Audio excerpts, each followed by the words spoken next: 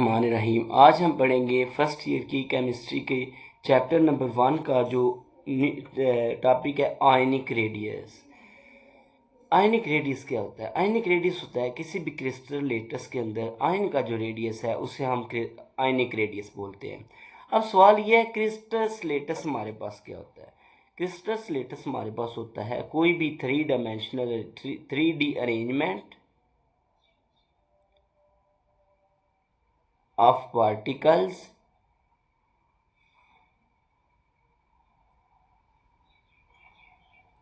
In space के अंदर 3 dimensional arrangement है किसी भी पार्टिकल्स का, आयंस का या एटम्स का, उसे हम क्रिस्टल लेटस कहते हैं। एक तो हम इस तरह डिफाइन कर सकते हैं कि measure of radius of ion in crystal lattice. उसके अलावा हम इसको इस तरह भी सॉल्व कर सकते हैं define distance from nucleus to valence shell.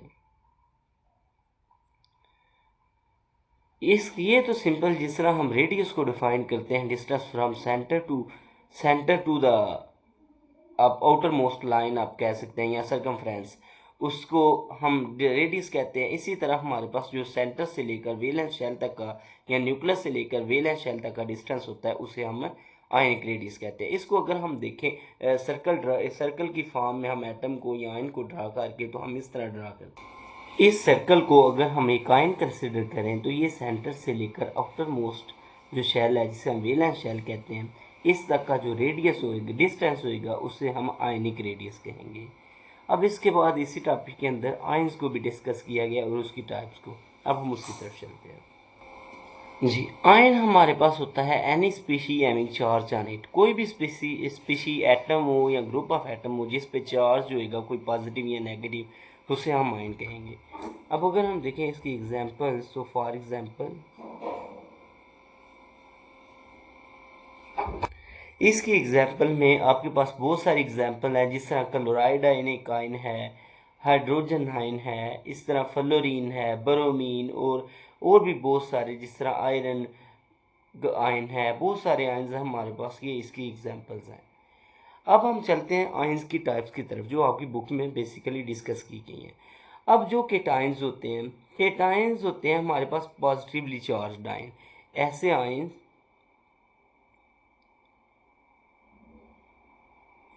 जो भी पॉजिटिवली चार्ज स्पीशीज होंगी उन्हें हम कहेंगे वो केटाइंस हैं।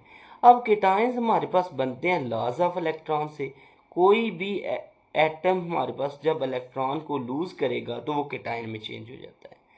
अब एक नेक्स्ट, अगर फॉर एग्जांपल मैं एक हाइपोथेटिकल इक्वेशन इसके लिए लिखूं, हमारे पास सपोज करें एक एटम ए है, वो क्या करता है, इलेक्ट्रॉन को लूज करेगा और उस पर प्लस चार्ज आ जाएगा। ये हमारे पास क्या बन गया, केटाइन बन गया।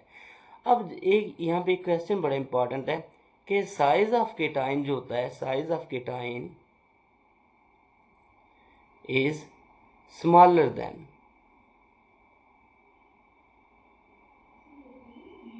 Parent atom. जो पेरेंट एटम मतलब जिस एटम से केटाइन बन रहा है, जिस तरह यहाँ ए प्लस जो केटाइन है वो बना है ए से, तो ए पेरेंट एटम है। पेरेंट एटम की निस्बत जो केटाइन है ए प्लस, इसका साइज स्मॉलर है।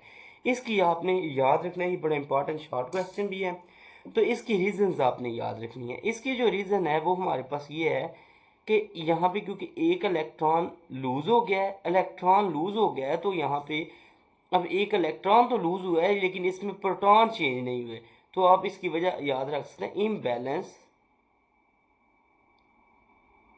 Of proton electron and electron ratio. यानी इलेक्ट्रॉन और प्रोटॉन की रेशो जो है वो चेंज हो गई है, उसमें इम्बैलेंस आ गया।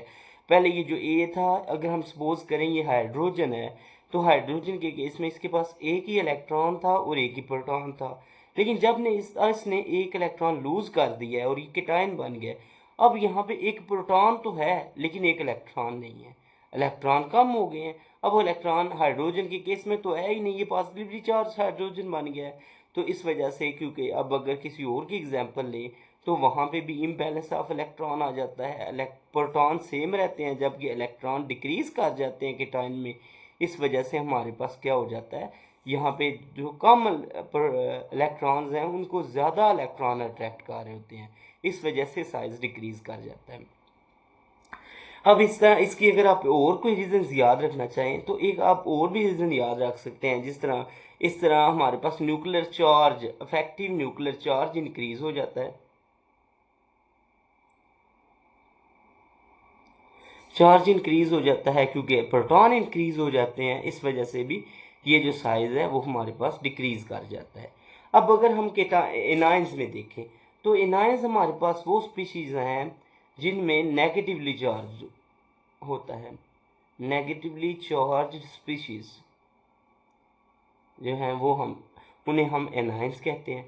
इसी तरह हम देखें अगर तो ये बनते हैं गेन ऑफ इलेक्ट्रॉन से। यानी जब अगर मैं हाइपोथेटिकली एटम बी कंसिडर करूं, वो जब एक इलेक्ट्रॉन एक्सेप्ट करेगा तो बी नेगेटिव बनेगा।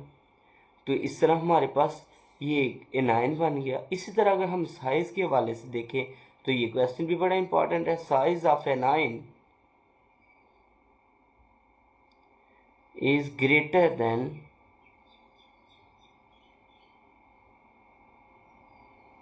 Parent atom. जो एनायन का साइज है वो पेरेंट एटम की निस्बत हमेशा बड़ा होएगा। उसकी वजह आपने सेम वही याद रखनी है। अगर इलेक्ट्रॉन ऐड हो रहा है तो फिर भी imbalance of electron and proton ratio आ गया है, क्योंकि यहाँ पे इसमें एक इलेक्ट्रॉन एक्स्ट्रा है। अगर इलेक्ट्रॉन ज़्यादा है तो हो सकता है इलेक्ट्रॉन ज़्यादा होने की वजह से वहाँ पे शील्डिंग इफेक्ट इंक्रीज कर जाए। शील्डिंग इफेक्ट इंक्रीज करेगा तो साइज इंक्रीज करेगा। या दूसरी रीज़न ये भी हो सकती है कि वहाँ पे क्योंकि इलेक्ट्रॉन ज़्यादा है और प्रोटॉन कम हो गए हैं, क्योंकि यहाँ पे एक इलेक्ट्रॉन उसने एक्सेप्ट किया तो ज़्यादा हो गए हैं इलेक्ट्रॉन। तो इस वजह से इलेक्ट्रॉन ज़्यादा होने की वजह से वो सेम रिपल्शन नहीं रही जो न्यूट्रल एटम में थी। उसकी निस्बत जो है हमारे पास शील्डिंग इफेक्ट की वजह से रिपल्शन ज़्यादा हो गई है और अट्रैक्शन कम हो गई है। जो हमारे पास इसमें अट्रैक्शन थी न्यूट्रल एटम में, उसकी निस्बत यहाँ पे अट्रैक्शन कम हो गई है क्योंकि यहाँ पे इलेक्ट्रॉन ज़्यादा हो गए हैं। तो वो सेम नंबर ऑफ प्रोटॉन उतने ज़्यादा इलेक्ट्रॉन्स को उस अट्रैक्शन से अपनी तरफ नहीं खींच सकेंगे जिससे पहले कह रहे थे। तो ये बड़े इंपॉर्टेंट क्वेश्चन से ये आपने याद रखना है। उसके बाद हमारे पास इसमें रह गया periodic trends of ionic radius. जी, अब हम देखते हैं periodic trends of ionic radius. ये हम उसी तरह ग्रुप्स और पीरियड में हमने चेक करना है। अगर हम ग्रुप में मूव करें, अगर हम सॉरी पीरियड में पहले मूव करें फ्रॉम लेफ्ट टू राइट, अगर हम पीरियड में लेफ्ट टू राइट मूव करें तो हमारे पास जो एटॉमिक रेडियस है सॉरी आयनिक रेडियस है वो डिक्रीज करता है। अब डिक्रीज करता है तो उसकी आपने वजह रखनी है, याद रखनी है कि लेफ्ट टू राइट क्यों डिक्रीज कर रहा है। अब डिक्रीज करने की सबसे पहली वजह है, अगर लेफ्ट टू राइट मूव करें तो हमारे पास अफेक्टिव न्यूक्लियर चार्ज जो है, अफेक्टिव न्यूक्लियर चार्ज वो बेसिकली इंक्रीज कर जाता है।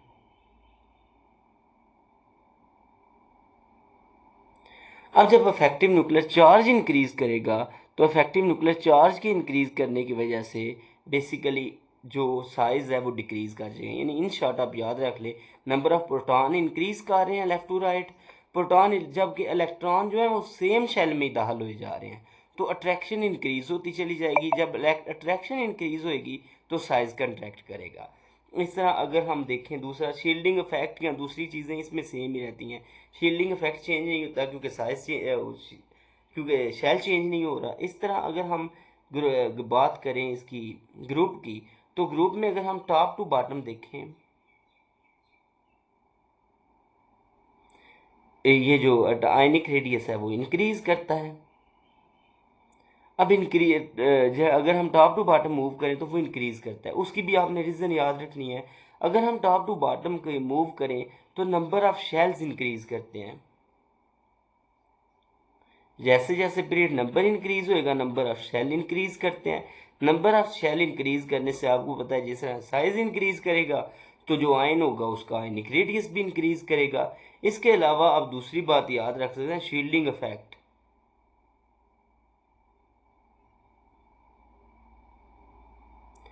शील्डिंग इफेक्ट इंक्रीज करेगा।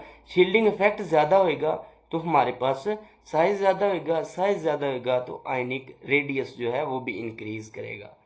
यही था हमारा आज का टॉपिक। थैंक यू, शुक्रिया।